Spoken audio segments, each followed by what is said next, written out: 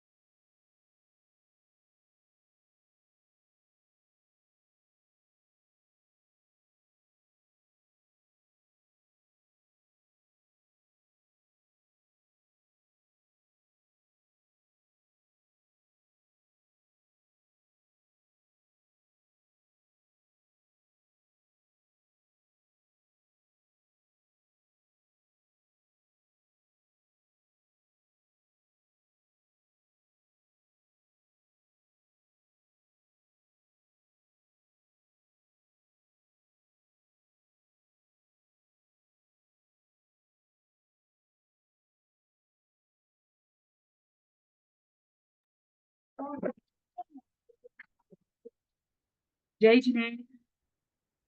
जय जिनेन्द्र। हो गई पढ़ाई?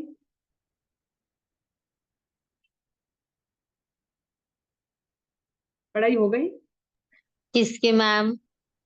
मैम बुक से नहीं है। और साथ में पूजा की?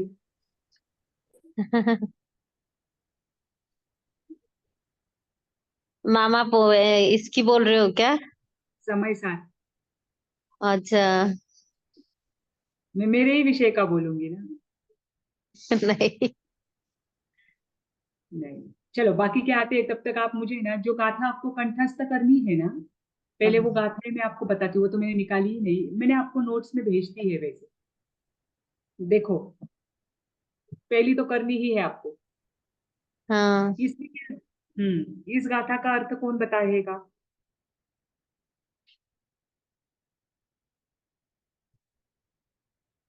ये 5 मार्क के लिए आ सकती है। नीचे अर्थ है, देखो। कौन बताएगा? पूजा जी, मारासा, दोनों पूजा जी और मारासा।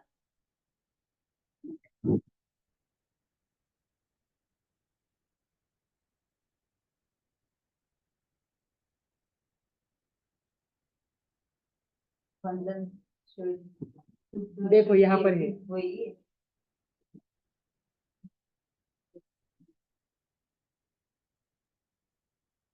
मेरी आवाज आ रही है ना?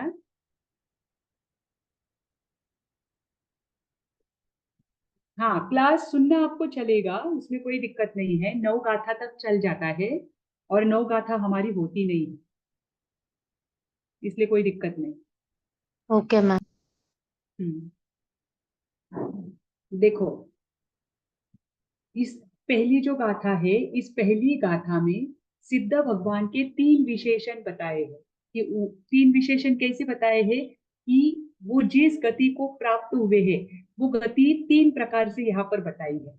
एक है ध्रुव, एक है अचल अचल, और और एक है अनुपम। अनुपम। है ना? उसका हाँ। विश्लेषण आपके आत्मख्याति टीका में दिया हुआ है कि उसे ध्रुव क्यों कहा है, अचल क्यों कहा है, और अनुपम क्यों कहा है। ठीक, तो आपको ये प्रश्न आ सकता है, इसमें 2 तरह का प्रश्न आपको आ सकता है। एक तो इस गाथा को आप विस्तारित रूप से समझाइए, गाथा आपको दी जाएगी। ठीक, हाँ। या फिर ये आ सकता है कि पहली गाथा में सिद्ध भगवान की गति जो 3 प्रकार से बताई है, ध्रुव, अचल और अनुपम, इनको आप विस्तारित रूप से समझाइए कि इसे ध्रुव क्यों कहा है, अचल क्यों कहा है, और अनुपम क्यों कहा है। ठीक, हाँ, ये आएगा तो 5 मार्क के लिए आएगा। मैम इसमें यही इम्पोर्टेंट है ना, वो 3 विशेषण बताने हैं जो हाँ जिनसे हाँ हाँ, सिद्धों वो का तो आपको वर्णन। बताया ही जाएगा। एक तो हाँ। देखो, इसमें एक तो गाथा पूछा, तो गाथा का अर्थ लिखकर आपको इन 3 विश्लेषण को बताना है। यस। ठीक, और अगर गाथा न पूछते हुए सीधा प्रश्न कर दिया कि ध्रुव, अचल और अनुपम क्यों कहा है सिद्ध गति को, तो वो आपको एक्सप्लेन करना है। यस पर वो इस गाथा के आधार पर एक्सप्लेन करना है, मतलब हाँ इस गाथा से संबंधित टीका में जो दिया है वो आपको एक्सप्लेन करना है। ठीक, इसकी रिकॉर्डिंग हो रही है ना? हाँ यस मैम रिकॉर्ड। अभी आपको दूसरा प्रश्न, 9 मार्क का प्रश्न शायद मैंने आपको दिया था, स्व समय और पर समय। मैम समय एक के बार गाथा दूसरी और तीसरी में समय के जो अर्थ है मैम वो क्या बताए हैं, और मैम उसमें स्व समय और पर समय किसे कहा है, दिया है मैंने प्रश्न। मैम एक बार रिपीट कीजिए ना 9 मार्क वाला। देख, कौन सा, पहला वाला? नहीं 9 मार्क वाला जो बोल रहे हो आप, हाँ, स्व ठीक है। समय। 9 मार्क के लिए कदाचित आ सकता है कि गाथा 2 और गाथा 3 में दोनों जगह पर समय शब्द का उपयोग किया गया है। ठीक, पर गाथा 2 में समय का अर्थ क्या है और उसमें क्या बताया है, ठीक, स्व समय और पर समय किसे कहा है, और गाथा 3 में समय का अर्थ क्या है और वहां पर उसका उपयोग समय के दृष्टि से क्यों गया, मतलब उसे समय क्यों कहा गया है, ये आएगा। हमने देखा था, जो पहले क्लास में थे उनको पता है कि दूसरी गाथा में समय का अर्थ क्या है, आत्मा है, और तीसरी गाथा में समय का अर्थ 6 द्रव्य बताया है। ठीक, तो इन दोनों को लेकर प्रश्न आपको दिया जाएगा, और समय के जो विशेषण है, 7 विशेषण, वो भी आपको आत्मख्याति टीका में दिए गए हैं कि आत्मा के 7 विशेषण कौन से हैं। वो आत्मा के 7 विशेषण आपको वहां पर दिए हैं, वो भी आपको इसमें लिखना रहेगा। ठीक, जो हमने देखे थे कि आत्मा टंकोत्कीर्ण स्वभावी है, आत्मा उत्पाद वे द्रव्य युक्त है, हाँ, चैतन्य लक्षण वाला है, चैतन्य स्वरूपी है, क्रमवर्ती है, उसके वो आत्मा कैसी है, क्रमवर्ती पर्यायों के साथ अक्रमवर्ती गुणों के साथ रहने वाली है। तो इसमें अक्रमवर्ती और क्रमवर्ती क्या है, ये दोनों हमने देखा था। तो ये सब इसमें आएगा अगर वो 9 मार्क का प्रश्न आता है तो। अगर वो 5 मार्क के लिए ही आता है तो आपको मात्र आत्मा समय क्यों है, आत्मा को यहाँ पर समय कहा है तो किस दृष्टि से कहा है, और जो तीसरी गाथा में समय को 6 द्रव्य यानी 6 द्रव्यों को समय कहा है तो वो किस दृष्टि से कहा है, उतना ही एक्सप्लेन करना। ठीक, अभी कल का जो प्रश्न था, कल की जो गाथाएं हुई थी, कल हमारी कितनी गाथाएं हुई? मैम 30 तक आए थे अपन। हाँ, मतलब 25 गाथाएं हुई। देखो ये जो नंबर है ना, कल का ये चल रहा टीका के था। अनुसार है, मैं आपको बताती हूँ, ये बड़ा वाला नंबर है ना, टीका में क्या करते हैं, अब जो आचार्य श्री जी थे, कुंद कुंदा आचार्य, उन्होंने मेन मेन गाथा लिख दी, पर कहीं कहीं पर बाद में जब आचार्य टीका लिखते हैं तो उसका विस्तृत विवेचन करते हैं। तो उन्होंने क्या कहा का किया कि बीच बीच में डायरेक्टली सीधी गाथा आई है तो उसको और एक्सप्लेन करने के लिए उसके पहले भी गाथा डाली है, कहीं कहीं उसके बाद में भी एक्सप्लेन करने के लिए गाथा डाली है, तो उनकी गाथाएं ज्यादा हो जाती है जो टीकाकार होते हैं। तो टीकाकार के अनुसार ये 30 नंबर की गाथा है, पर वास्तव में हमें क्या करना है, समय साथ जो मूल सूत्र है उसकी गाथाएं देखनी है, तो उनकी गाथा में ये 25वीं गाथा है, क्योंकि हमें 68 तक गाथा देखनी है। अगर हम टीका के अनुसार जाएंगे तो 68 नंबर जल्दी आ जाएगा, तो हमें टीका के अनुसार नहीं, समय सार मूल सूत्र के अनुसार 68 गाथा जहां खत्म होती है, यानी जो जीव अजीव अधिकार जहां पूर्ण होता है वहां तक पूरा लेना है। ठीक, तो ये जो छोटे नंबर रहेंगे ना, ये वास्तविक मूल गाथा है, ये ध्यान रखना, मतलब ये मूल गाथा क्रमांक है जो आचार्य कुंद कुंद के समय सार का है। तो हमारी कल कितनी गाथा पूर्ण हुई, 25 गाथा पूर्ण हुई। ठीक, अब इस 25 गाथा में इस कल गाथा जो हुई उसके उससे 2 प्रश्न है जो कि दोनों के दोनों 5 मार्क के लिए आएंगे। उसमें पहला रहेगा कि आचार्य ने सचित, अचित और मिश्र परद्रव्य बताए हैं और उनको गृहस्थ, तपोधन मुनि और निर्विकल्प समाधिस्थ पुरुष की अपेक्षा से पृथक पृथक घटित किया है, तो उसका विश्लेषण करें। आप लिख रहे हो या मैं बस अभी एक्सप्लेन ही करूं? मैम आप बोलिए ना, मैं लिख रही हूँ। सचित अचित हाँ, मिश्र। देखो आचार्य ने हाँ सचित, अचित मिश्र, हाँ, सचित अचित मिश्र परद्रव्यों को पर द्रव्यों को गृहस्थ गृहस्थ तपोधन मुनि हम्म तथा हम्म निर्विकल्प समाधिस्थ पुरुष, निर्विकल्प जिनमें विकल्प नहीं है, निर्विकल्प समाधिस्थ पुरुष की अपेक्षा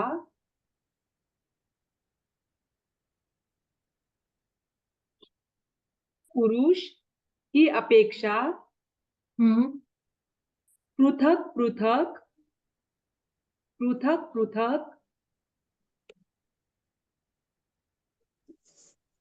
हाँ मैम बोलिए। घटित, मेरी घट आवाज नहीं आ रही? नहीं आ रही है बोलिए। मैम। घटित, हाँ, घटित करके हाँ समझाया है है, उसका विश्लेषण करें या विश्लेषित कीजिए, कुछ भी करें। और दूसरा प्रश्न है, 5 मार्क के लिए ही आएगा ये भी। जिसकी मति, मति यानी बुद्धि, जिसकी बुद्धि अज्ञान से मोहित है,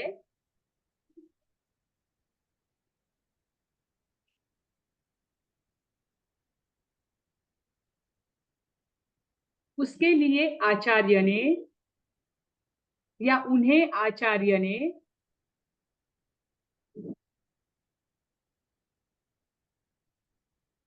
कौन से आचार्य ने तीन, उन्हें आचार्य ने कौन से 3 उदाहरणों से समझाया है। समझाया है?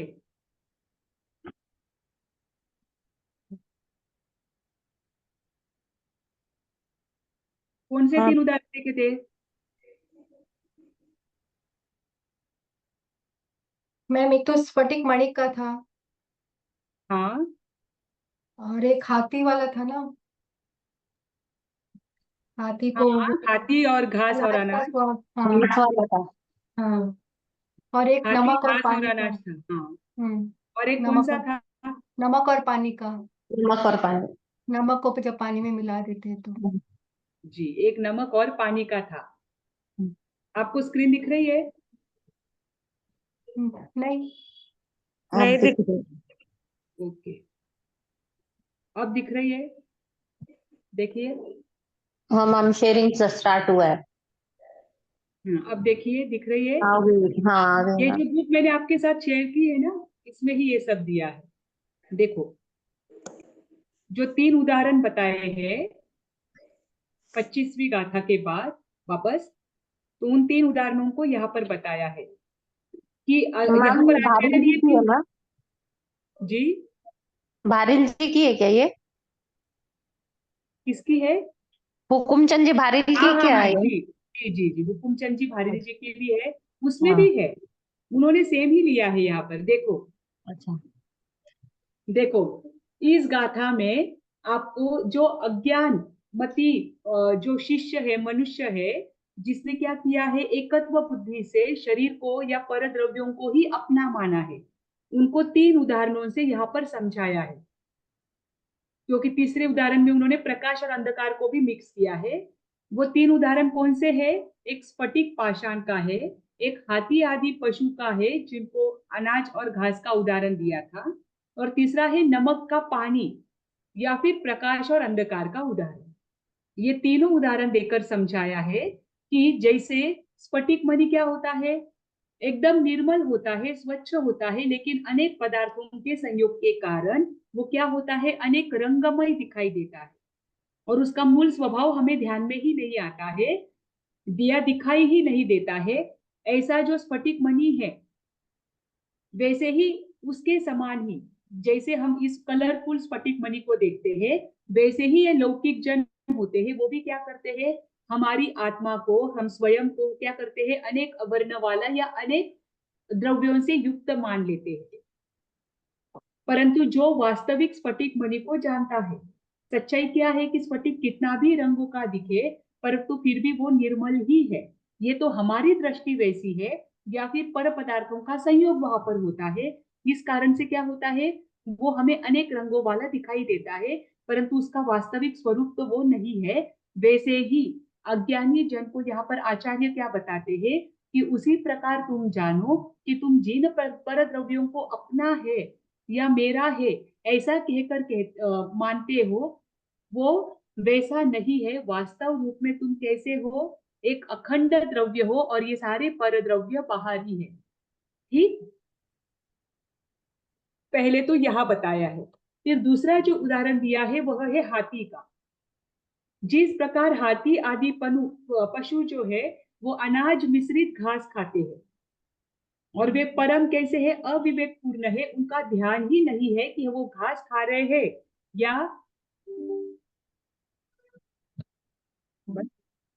हाँ, उनका ध्यान ही नहीं है कि वो घास खा रहे हैं या अनाज खा रहे हैं।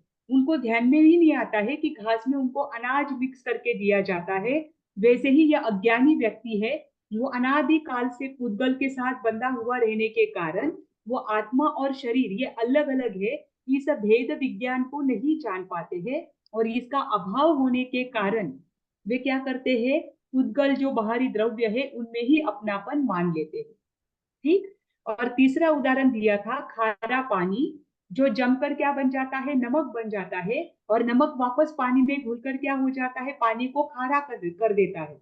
तो जैसे पानी का प्रवाहीपन है, पानी का लक्षण क्या है, वो हमेशा प्रवाहशील होता है और नमक कैसा है, खारापन उसका लक्षण है। ये एक साथ रह सकते हैं, इनको एक साथ रहने में विरोध नहीं है, परंतु आत्मा और पुद्गल ये कभी भी एक साथ नहीं रह सकते क्योंकि आत्मा उपयोग लक्षण वाला है और पुद्गल कैसा है, अनुपयोग लक्षण वाला है। जैसे कि प्रकाश और अंधकार, प्रकाश के आते ही अंधकार क्या हो जाता है, दूर हो जाता है।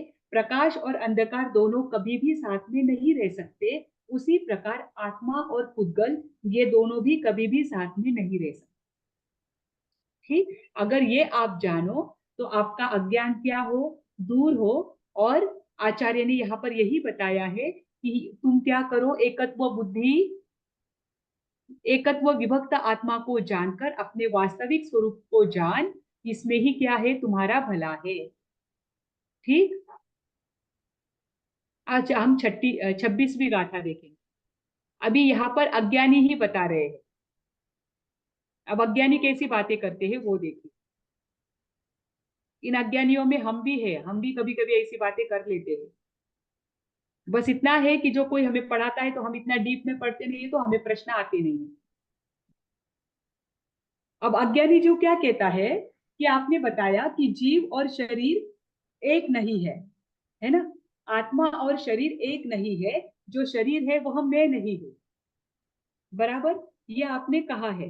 तो मुझे एक बात बताइए, अज्ञानी का प्रश्न है यहाँ पर कि यदि जीव शरीर नहीं है तो जो तीर्थंकर और आचार्य जिनका वर्णन आगमों में आता है उनके शरीर की आपने स्तुति की है, तो वो सब भी मिथ्या हो जाएगी। क्योंकि आपका क्या कहना है कि देह तो आत्मा है ही नहीं।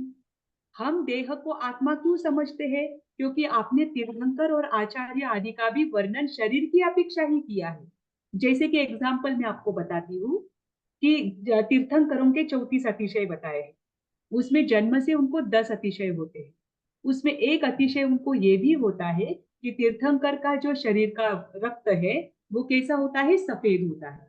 अब यह अज्ञानी यहाँ पर क्या कह रहा है कि आपने जो तीर्थंकरों की स्तुति की है कि तीर्थंकर का जो शरीर है दिव्य तेज वाला होता है, दिव्य कांति वाला होता है। यहाँ तक कि आपने भक्तामर सूत्र सुना है, भक्तामर सूत्र के 12वीं गाथा में भी क्या बताया है, जो आचार्य मानतुंग है वे बताते हैं कि भगवान आदिनाथ का जो शरीर है वो उत्तम से उत्तम पुद्गलों से बना हुआ है और जितने पुद्गलों से बना है उतने ही उत्तम पुद्गल इस पूरे भरत क्षेत्र में थे या संपूर्ण लोक में थे। अब उसके अलावा उत्तम पुद्गल बचे ही नहीं है, बचेंगे। इतने उत्तम पुद्गलों से यह शरीर बना हुआ है ना। तो अज्ञानी यह प्रश्न कर रहा है कि फिर आपने ही तो तीर्थंकरों के आचार्य आदि के शरीरों का वर्णन किया है, इसलिए तो हम आज तक मानते आए हैं कि देह ही क्या है, आत्मा है। अगर ऐसा नहीं मानेंगे कि शरीर नहीं है, जीव जो है वो वास्तव में शरीर नहीं है, तो हम तीर्थंकर आदि की स्तुति कर ही नहीं पाएंगे। क्यों उनकी स्तुति करना, ये इस गाथा में बताया है। देखो, यदि जीवो न शरीरम, यदि यानी यदि, जीव यानी आत्मा, शरीर यानी देह। अगर आत्मा देह रूप ना हो या आत्मा देह ना हो तो तीर्थायर्य यानी तीर्थंकर और आयर्य यानी आचार्य, तीर्थंकर और आचार्य संतुदी चेव, संतुदी यानी उनकी स्तवना, उनकी स्तुति, सव्वाभी हवदी यानी सब, और हवदी यानी होना, भी यानी भी, सब भी क्या होंगे, मिच्छा यानी असत होंगे। अगर आप ये मानोगे कि देह आत्मा नहीं है, बराबर, अगर देह आत्मा नहीं है तो आपने जो आज तलक तीर्थंकर और आचार्य की स्तुति की है, उनके शरीरों की स्तुति की है, वो भी क्या हो जाएगी, मिथ्या हो जाएगी। तेन दु आदा हवदी देहु, तेन दु यानी बस वे ही, आदा यानी आत्मा, हवदी यानी होना, देहो यानी देह। अभी देखिए, अब अज्ञानी जीव का कथन है, ये आपको यहाँ से भाषा से ही समझ में आएगा, इसमें अज्ञानी शब्द कहीं भी नहीं आया है। ठीक, उसका क्या कहना है कि यदि जीव शरीर नहीं है तो तीर्थंकर और आचार्यों की जो जिनागम में स्तुति की गई है, वो स्तुति भी क्या हो जाएगी, मिथ्या हो जाएगी। इसलिए हम सब क्या मानते हैं कि देह ही आत्मा है। ठीक, ये कथन किसका है, अज्ञानी का। बोलिए कुंद कुंद मैम। आचार्य ने अज्ञानी का प्रश्न आपके सामने रखा है कि अज्ञानी के प्रश्न ऐसे भी होते हैं। ये अज्ञानी बोल रहा है कि तीर्थंकर, हम देह को आत्मा क्यों मानते हैं, क्योंकि तीर्थंकर भगवंतों की हमने आज तक स्तुति सुनी है जो कि उनके शरीर से संबंधित है, इसलिए हम शरीर को ही आत्मा मानते हैं। अब यहाँ पर उन्होंने क्या बताया है, देखिए कि जैसे आगे की गाथा में तो आएगा, उन्होंने क्या कहा है कि जैसे सूर्य होता है, या फिर एक बात समझ लीजिए, एक नगर है, नगर है, नगर का एक राजा है। ठीक, जैसे नगर आप बोलते हैं कि नगर सर्वांगपूर्ण है, नगर बहुत सुंदर है, बहुत सुशोभित है, नगर क्या है, बहुत उत्कृष्ट है, इसकी बहुत बहुत प्रगति राजा ने की है। हम सब नगर का वर्णन कर रहे हैं, इसमें इतनी बावड़ियां है, यहाँ पर इतने कुएं हैं। जैसे कि चंपा नगरी का वर्णन औपपातिक सूत्र में आता है कि उसमें कहाँ कहाँ क्या क्या है बताया गया है। पर नगर का वर्णन करने से राजा का वर्णन हो जाएगा क्या? वो अगर हम नगर की प्रशंसा करते हैं तो वो राजा की प्रशंसा हो जाएगी क्या? नहीं होगी, है ना। अगर आपने कहा नगर सर्वांग पूर्ण है तो इसमें राजा के अंग कहीं दिखते हैं क्या? ये राजा के अंगों के वर्णन है क्या? नहीं है। भले ही नगर को राजा ने सेट किया है, भले ही नगर को राजा ने बहुत विकसित किया है, परंतु फिर भी नगर का वर्णन राजा का वर्णन नहीं होता। वैसे ही तीर्थंकर के शरीर का वर्णन या केवली के शरीर का वर्णन, आचार्य के शरीर का वर्णन, ये उनके पद का वर्णन नहीं है। तीर्थंकर को हम उनके शरीर की अपेक्षा से नहीं जानते, तीर्थंकर को हम जानते हैं उनके क्षयोपशम के कारण, चतुर्विद संघ की स्थापना करने के कारण, अपना आत्म उत्थान करके दूसरों का उत्थान करने के कारण। तीर्थंकर के शरीर में सफेद खून है, इसका संबंध तीर्थंकर के भले ही अतिशय से रहा हो, उनके पुण्य से रहा हो, परंतु फिर भी उनका सफेद रंग का जो खून है वो उनके तीर्थंकर पद प्राप्ति का या मोक्ष गमन का कारण नहीं है क्या? No ma'am. मोक्ष गमन का मुख्य कारण क्या है? उनके घाती कर्मों का क्षय होना, तय होना है। ये उनका आत्म पुरुषार्थ है। भले ही उनको ऐसा शरीर मिला हो जो कभी भी क्या ना हो, धूल और रस से ना भरे, तो ऐसा शरीर मिला हो जिसकी सुगंध भी पद्म के समान रहे, भले ही उनको इतना उत्तम शरीर मिला हो, वो शरीर किसकी वजह से मिला है? उनके उत्कृष्ट पुण्योदय के कारण। परंतु उनके शरीर को देखकर देह को ही आत्मा मानना ये कहीं से भी क्या नहीं हो सकता, योग्य नहीं हो सकता। पर इसे भी आचार्य ने दो दृष्टियों में डाला है। उनका क्या कहना है कि एक दृष्टि से अगर व्यवहार से देखो तो तीर्थंकर को पहचानने के लिए तीर्थंकर का शरीर जो है वो कार्य कर सकता है, परंतु ये कब तक, मात्र व्यवहार में आपको ध्यान में आए तब तक। पर निश्चय से तीर्थंकर का शरीर आपको तीर्थंकर पद की प्राप्ति के लिए सहयोगी नहीं होता है। तीर्थंकर की आत्मा महत्वपूर्ण होती है, निश्चय से वे उनका गुण नहीं है जो कि शरीर का गुण है। ठीक, देखो आगे आपको बताएंगे। मैम एक प्रश्न है मेरा। हाँ, तो भक्तांबर में तो सिर्फ आदिनाथ भगवान की बाह्य स्तुति है, मतलब आपका मतलब उनके शरीर की बोलो तो उनके रूप लावण्य की, उनकी तेजस्विता की, यही सारी मतलब गुणगान किया गया है। तो फिर उससे हम क्या समझें? वो तो इस ये व्यवहार ही है सारा। देखो, निश्चय नहीं जो होता है ना, वो अभेद दृष्टि वाला होता है, उसमें कोई भेद नहीं होता। हम आपको बार बार ये बताएंगे कि भगवान ऋषभ देव की जो आत्मा है वो बहुत कैसी है, ज्ञायक स्वभावी है, वो उत्तम है, अखंड द्रव्य है, इसे कोई नहीं मानेगा। परंतु उनको जो उनके पुण्योदय के कारण, उनके स्थिति के कारण उनको जो ऐश्वर्य मिला है, जब उसका वर्णन किया जाता है तब समझ में आता है कि अच्छा वो तो हमसे बहुत उच्च है। मतलब व्यवहार, इस समय सार में आपको यही बताया है कि व्यवहार ने का भी एक प्रयोजन होता है कि जब तक हम उस आत्मा के, जो तीर्थंकर की आत्मा है, जैसे कि अभी आपने प्रश्न किया कि तीर्थंकर की शरीर का वहां पर वर्णन है, जब तक हम तीर्थंकर का शरीर ऐसा है, उनका पुण्योदय ऐसा है, वो इतना उत्कृष्ट जीव है और वो शरीर उनको किसकी वजह से मिला है, ये जब तक हम नहीं जानेंगे तब तक उनकी आत्मा कैसी है और वही आत्मा जो उनकी है वो भी हमारी है, वहां तक हम नहीं पहुंच पाएंगे, क्योंकि अभेद की दृष्टि व्यवहार में उपयोग में नहीं है। जब हम पहली कदम पर है, पहले सीढ़ी पर है, तब हमें व्यवहार का ही सहारा लेना पड़ता है, क्योंकि व्यवहार हमें भेद कराता है।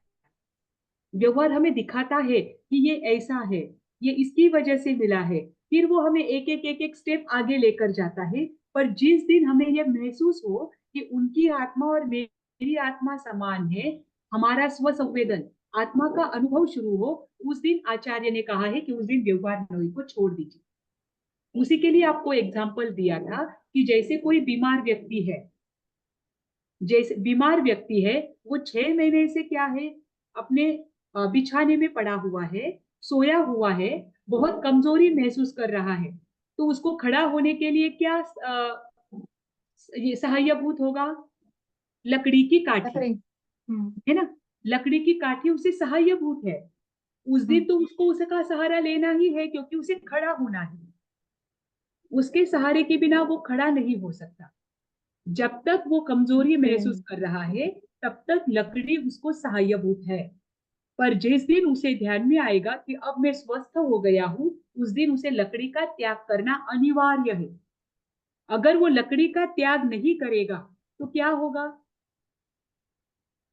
वो खुद की शक्ति को कम महसूस होने लगेगा, वो खुद की शक्ति को पहचान नहीं पाएगा फिर वो और हमें, इंडिपेंडेंट नहीं रहेगा।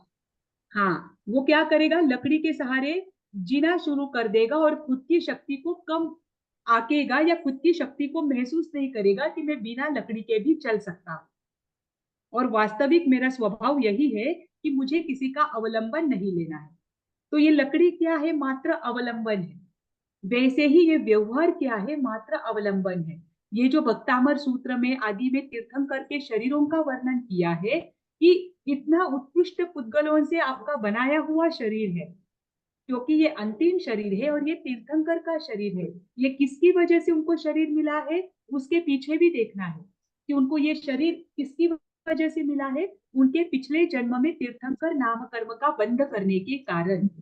और तीर्थंकर नाम कर्म का बंध मात्र आत्मा को जानने के बाद, सम्यक दृष्टि बनने के बाद ही हो सकता है।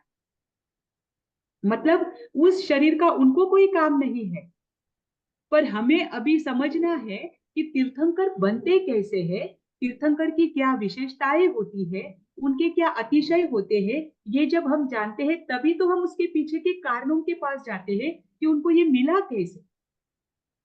तब हम जान पाते हैं कि उन्होंने आत्मा का स्वसंवेदन किया, उन्होंने क्या किया,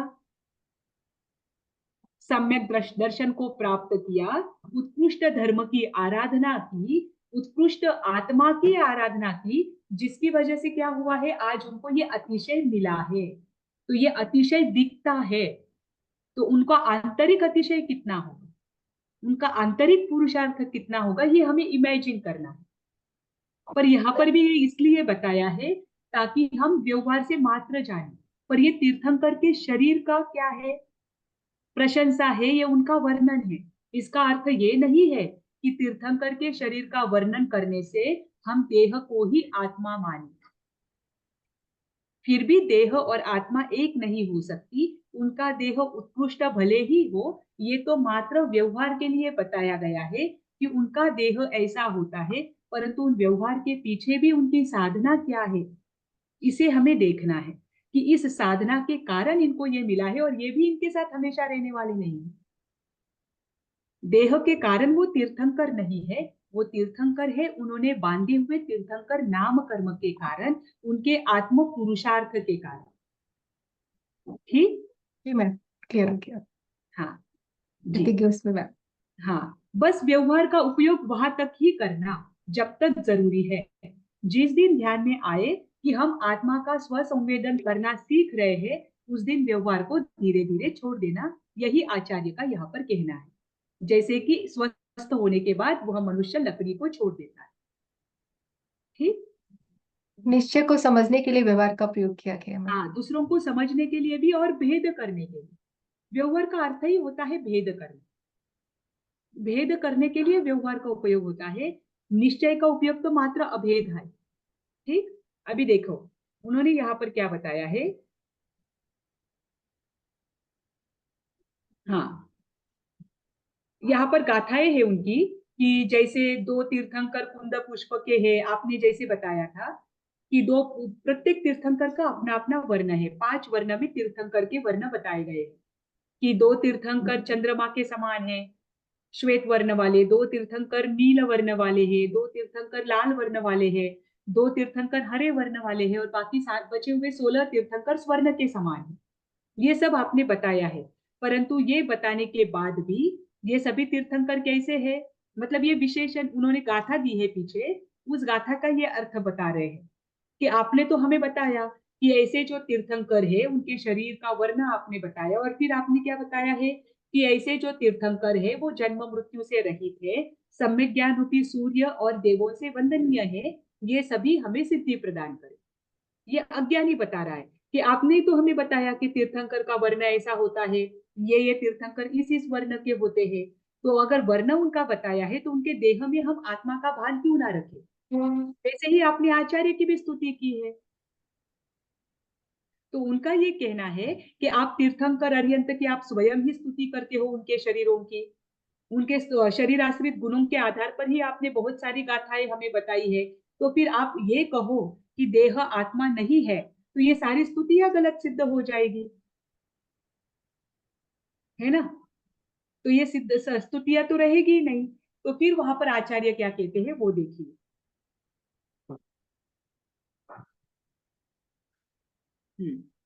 इस गाथा में आचार्य बताते हैं, अब जो अप्रतिबुद्ध यानी अज्ञानी, अज्ञानी के कथन में 27वीं गाथा में आचार्य क्या बताते हैं कि ऐसा नहीं है कि तुम्हें नहीं पता कि कौन से नए से क्या देखा जाता है। अगर तुम समय सार की 27वीं गाथा में आए हो, या तुम आकर मुझे ये प्रश्न कर रहे हो कि देह और आत्मा इन्हें हम एक ही मानते हैं क्योंकि इतनी सारी स्तुतियां हमने सुनी है उनकी, तो इसका मतलब ये भी है कि तुम्हें नए विभाग पता है कि जैन दर्शन में एक नए विभाग भी दिया गया है, किस नए की दृष्टि से किसका वर्णन किया जाता है, परंतु तुमने आज तक नए विभाग को जाना ही नहीं कि व्यवहार नए क्या है, निश्चय नए क्या है। अगर तुम जानते तो तुम देह में एकत्व बुद्धि या ममत्व बुद्धि कभी नहीं रखते, तुम ये अज्ञान रखते ही नहीं कि देह और आत्मा एक होता है। ये तुम्हारा कैसा मिथ्यात्व है, अगृहित मिथ्यात्व है। और ये भी क्या है, देह में आत्मा मानना मिथ्यात्व ही है। मिथ्यात्व के कहीं कहीं 25 भेद है, कहीं कहीं 10 भेद बताए हैं, तो उनमें ये एक मिथ्यात्व है, अग्रहित मिथ्यात्व, बिल्कुल विपरीत मान्यता। देह को ही आत्मा मानना, जैसे कि चार्वाक दर्शन वाले मानते हैं। तो ऐसे जीव जो होते हैं, जो देह को ही आत्मा मानते हैं, ये कभी भी मोक्ष को प्राप्त नहीं कर सकते, क्योंकि उनको पता है कि देह मरने वाला है।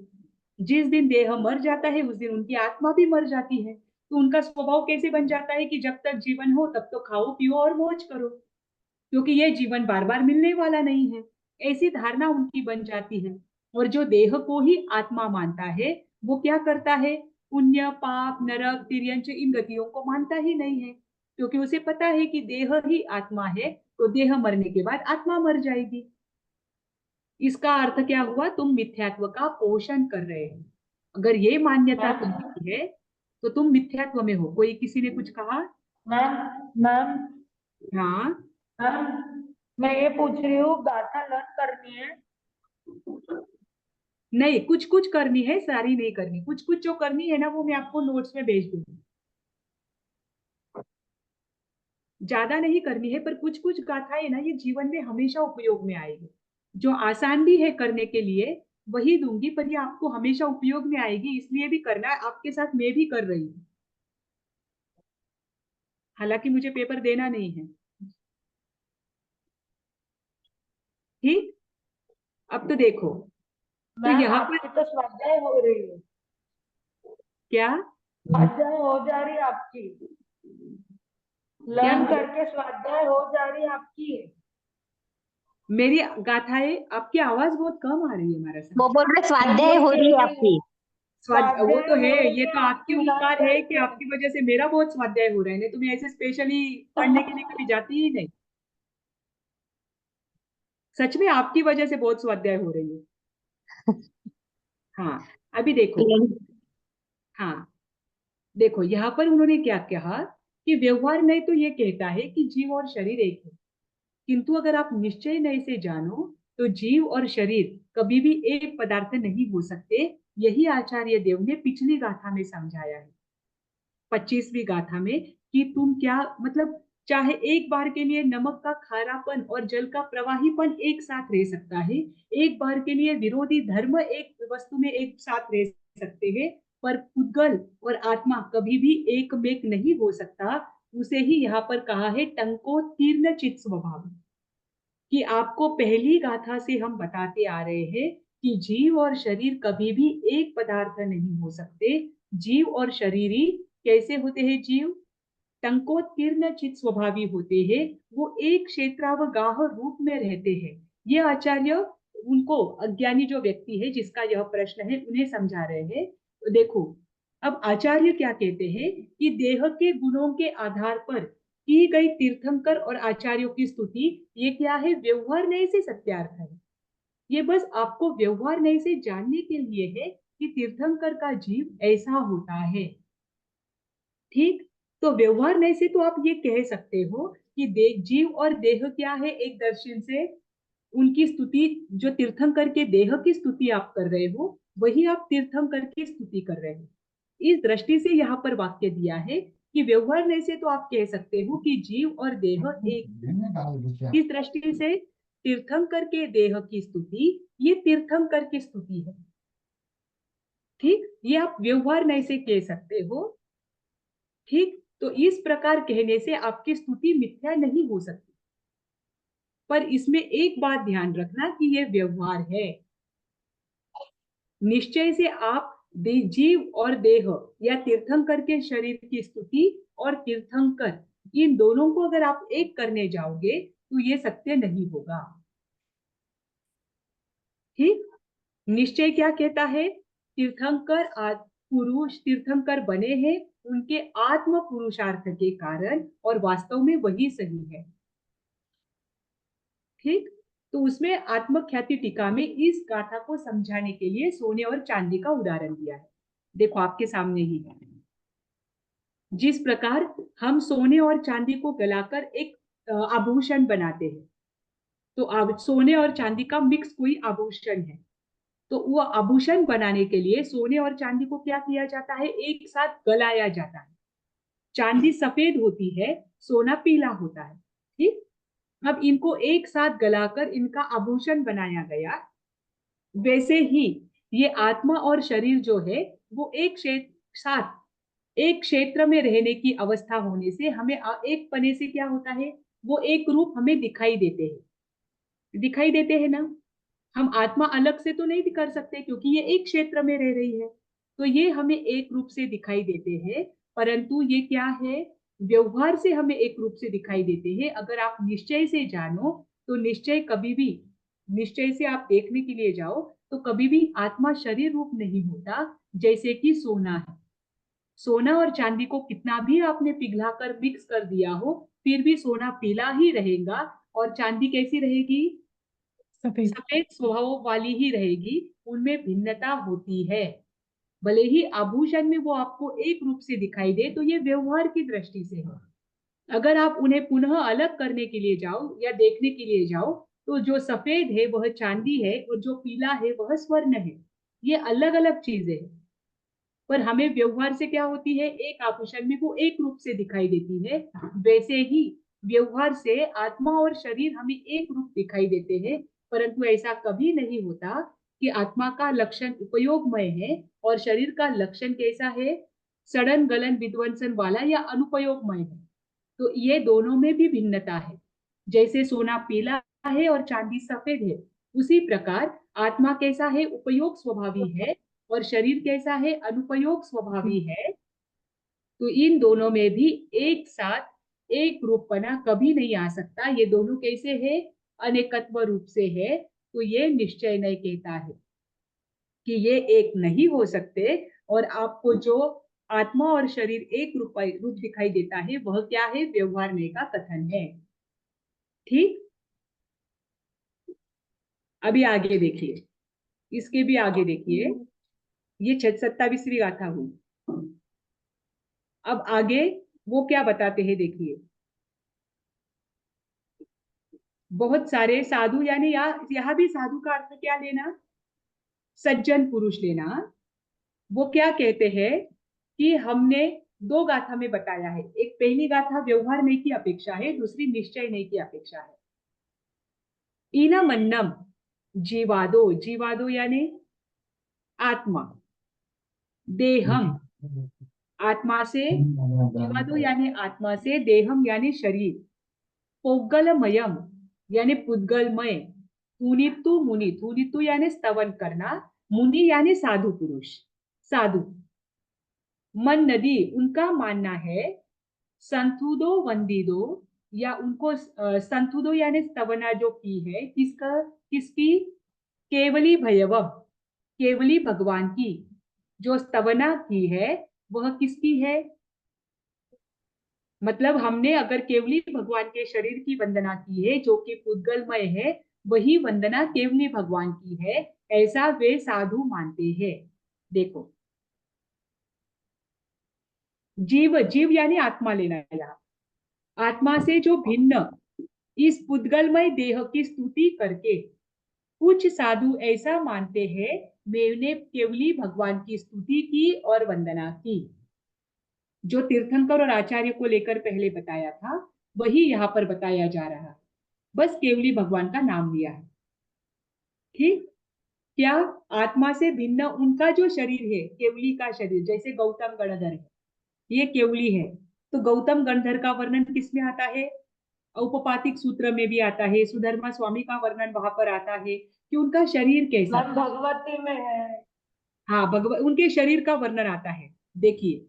अच्छा। हाँ, तो उनके शरीर, कुछ साधु पुरुष जो है वो क्या मानते हैं कि हमने गौतम गणधर की शरीर की या केवली के शरीर की वर्णन की, स्तुति की, तो हमने केवली भगवान की ही स्तुति और वंदना की।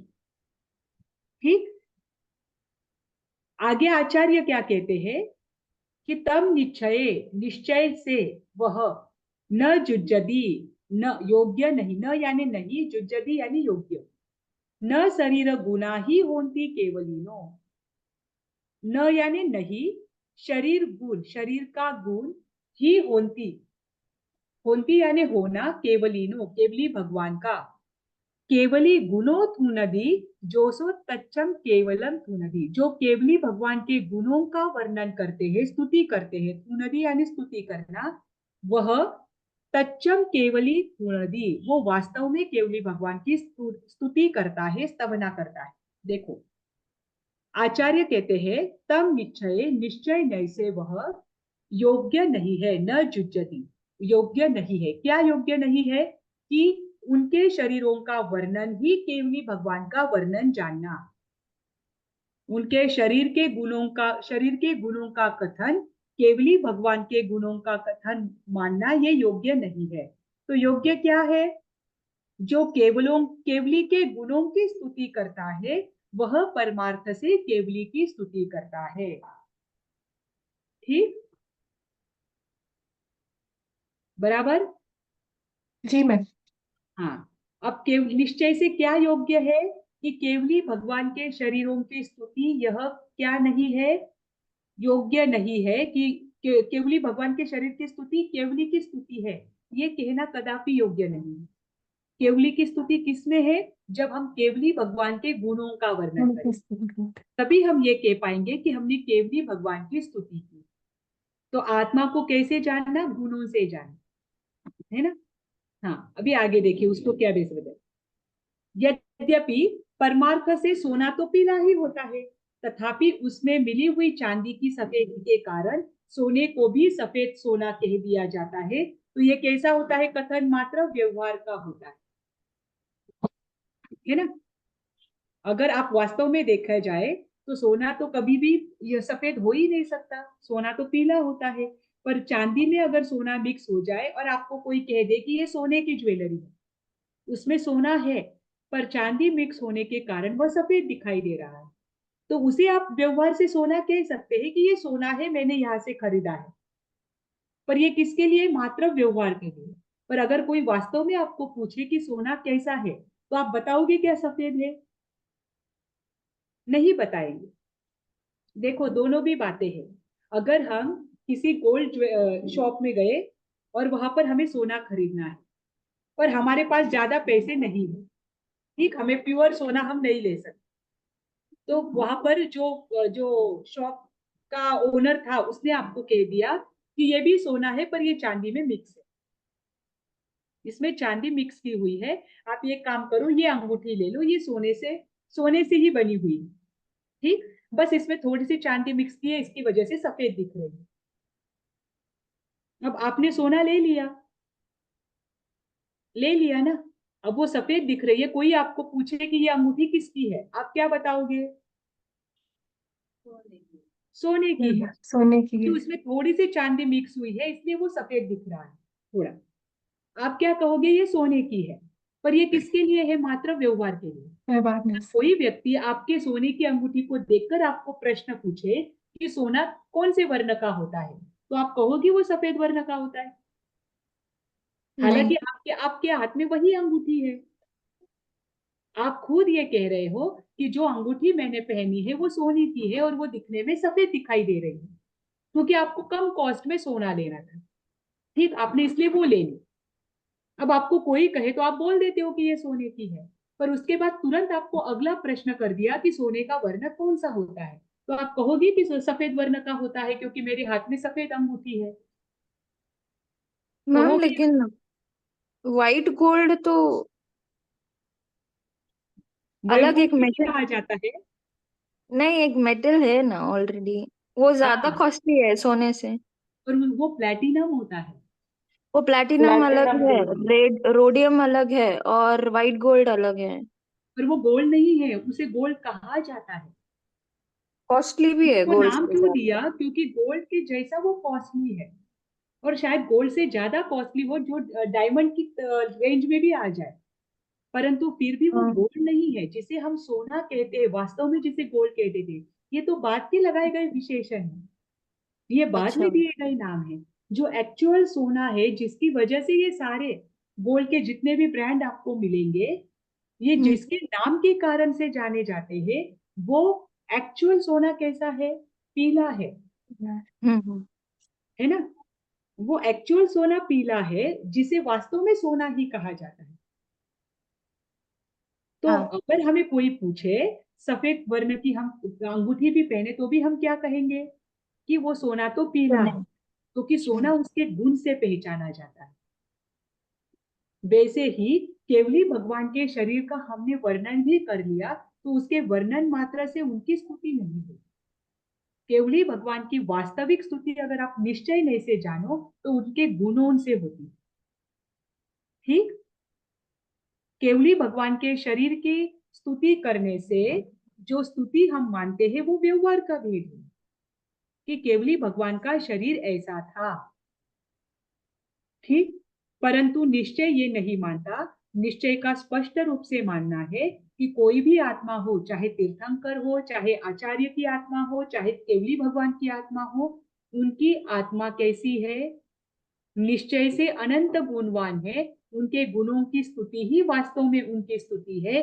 आप देह और शरीर को, देह और आत्मा को एक नहीं मान सकते। कभी भी उनके देह की स्तुति की वजह से देह और आत्मा एक है ऐसा नहीं कहना, ये निश्चय नहीं कहता है। ठीक, यहाँ पर ये गाथा पूर्ण हो जाती है। इसमें कोई उदाहरण नहीं है, उदाहरण दिखा होता नहीं है, उदाहरण पूरा हो जाता है। ठीक, अगली 30वीं गाथा बाकी है, वो हम कर लेंगे। अब इसके आगे क्या आएगा मैं आपको बताती हूँ। तो वो पूछते हैं कि ठीक है, आपने कहा केवली भगवान के जो गुण है उनकी स्तुति ही वास्तव में केवली भगवान की स्तुति है, तो केवली भगवान के गुण हमें बताइए। तो आगे की 3 गाथा में केवली भगवान के 3 गुण आचार्य ने बताए हैं। वो आगे की 3 गाथाएं रहेंगी कि ये केवली भगवान के गुण है, इसके आधार पर आप केवली जाने, उनके शरीर के आधार पर ना जाने। ये आगे आएगा। आपकी अगली क्लास है ना 3 बजे? जी मैम। हाँ मैम। ठीक है, ठीक है, तो आज हम यही रुक जाते हैं। वितराग भगवान की वाणी के विरुद्ध कुछ बोलने में आया हो तो मिच्छामि दुक्कडम। आप सभी को सादर जय जिनेन्द्र। कृतज्ञोस्मि मैम, कृतज्ञोस्मि, जय जिनेन्द्र। कृतज्ञोस्मि।